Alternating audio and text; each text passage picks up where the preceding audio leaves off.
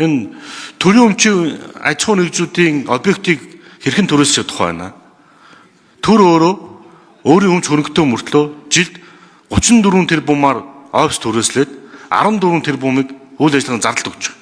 Ингээд нийтдээ 50 тэрбум төгрөг. Зөрөө төр өөрийнхөө хөрөнгийг төрөөслөхдөө 11 тэрбум төгрөг олж байгаа. Улаанбаатар хотын төвд засгийн газрын өмч буюу засгийн газрын хөрөнгөд хотын төвд л байгаа. Дунджаар 50 мянгаар бусдад төрөөслөгөл өөрсдөө 171 мянган төгрөгөөр офс төрөөсөлдөг. 40 тэрбум төгрөгийн зөрөө өсөж байгаа. Бид нар мөнгөтэй зовлон гэдлээд байгааз мөнгөгүй улс ингэхгүй шүү дээ.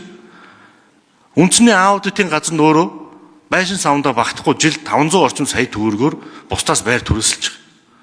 Тэгэхээр засгийн газраас хизээ энэ асуудлыг нэг мөр шийдээд төр өөрийнхөө өмчийн хөрөнгөнд өөрөө байрших юм бэ?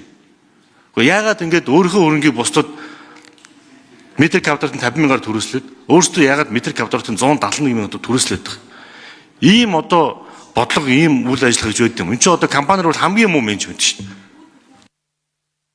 Тэгээ шижир гишүүний бариад байгаа зарчим яг миний хийж байгаа ажлын зорилттой яг л нийцээд байт юм аа. Манай одоо төрийн албаа агч нар харж байна. Тэгээ их хурлын гишүүд ийм байгаа учраас би та нарт энэ асуудлаа шийдъя л гэдэг байгаа шүү дээ. Тэгээ төрийн өмч компани захирлууд бас харж байгаа. Их хурлын гишүүд ийм шаардлага тавиад байгаа юм шүү. Тэгэхээр бүгдээрээ бол арга замаа олсон шүү дээ. Төрийн өмч компани хууль гаргацсан. Тийм учраас тэр нөгөө 12 компани руу олон улсын тэр менежмент санхүүгийн аудит оруулъя гэд урилга хүргэе гэд шийдвэр гаргаад байгаа чинь яг энэ шижир яриад байгаа юм баггүй.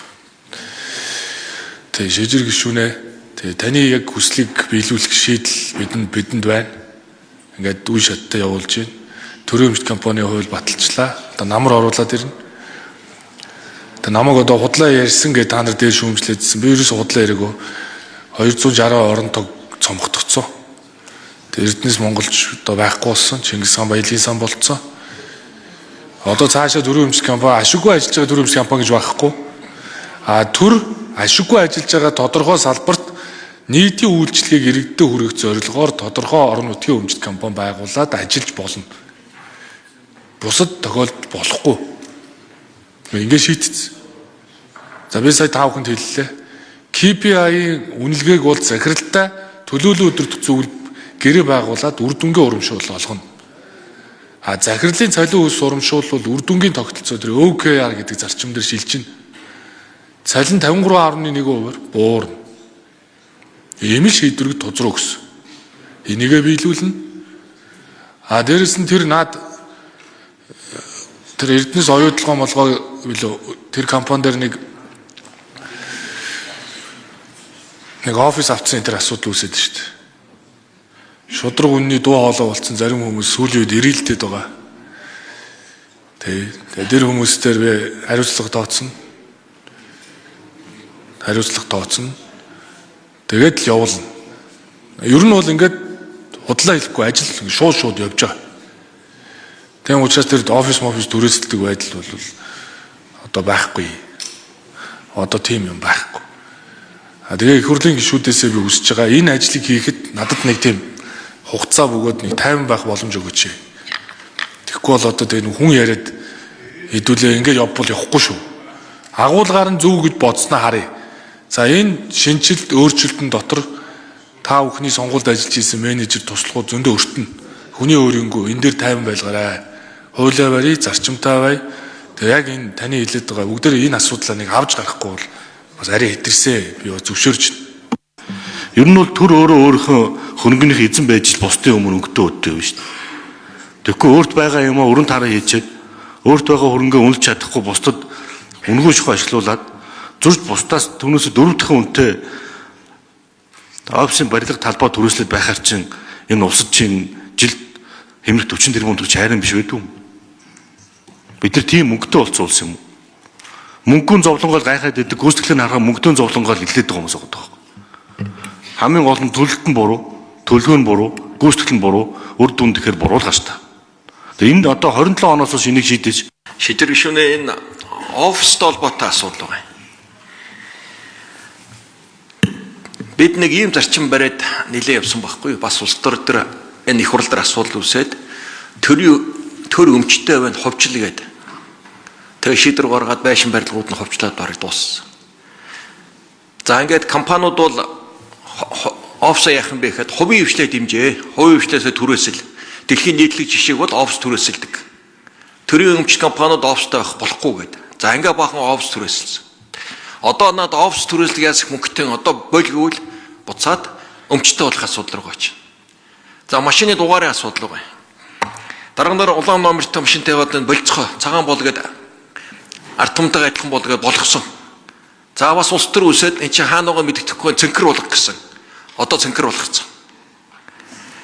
Яамдууд машин тавиан болохгүй нийлүүлж гисэн. Тэгэхээр энэ мөн автомашины хэрэглэн дээр адилхан. Бааз байгуулсан, бааз ашигтай ажиллах ёстойг шахсан, тэнгүүд яамдууд ажиллахаа болсон, таксигаар явах гэсэн урсгал зардал томилтонд дийлдэхээ болсон гэх мэт ингээд тэгэхээр нэг ярилцаад юм тодорхой болгомоор байна. Яамдын одоо унах машин тэд байна. Яамдын нэг албан хаагч ногдох офсын хэмжээ тэд байна.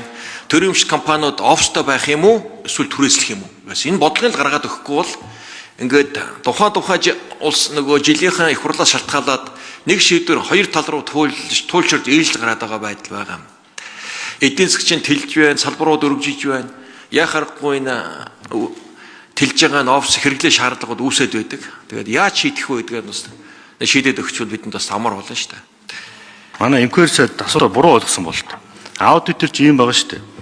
Нийтдээ төр өөрийн өмч нь 81,000 м квадрат талбайг бусдад түрээслээд дунджаар 50,000 түрээсэлж байгаа байхгүй өөрийн өмчийн талбайг зөрөөд 80,000 м квадрат талбайг үнээсээ 3.5 дахин үнэтэй түрээслээд байна гэж.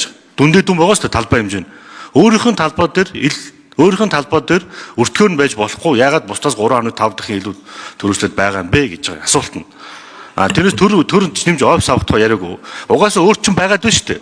Өөрчн байгаад байгаа юм ашиглахгүйгээр бусдаас 3.5 дахин үнэтэй түрээслээд байна гэсэн. Нэг хоёрдугаар цэнхэр дугаартай холбоотой асуудал ярьлаа. Яг үндэ бол эмнэлэг цагдаа онцгой байдал хил хамгаалахын машин л цэнхэр дугаартай байгаа шүү. Сайдны засгийн газрын яамнуудын машин бүгд цагаан дугаартай байгаа шүү.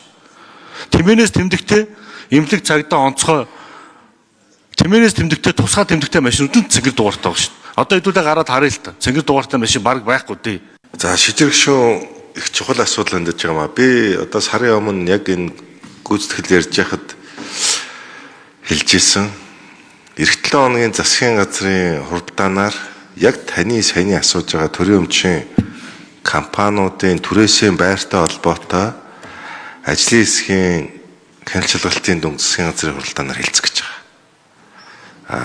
Ер нь өөрчлөсөн байдлаар чуулган дээр хэлжсэн тооноос 2 дахин их түрээс төлдөг гэдэг ийм зүйл гарч ирсэн. За би энийг бас дутуу байна гэж үзсэн. Тийм учраас одоо өөрийнхөө тушаалаар энэ ажлын хэсгийг байгуулж одоо яг 45 хоног ажиллаулаад байгаа. Энийг дахиж үргэлжлүүлж ажиллах ёстой байна гэж үзсэн. Яагаад тэгэхээр бас дутуу байгаад байна.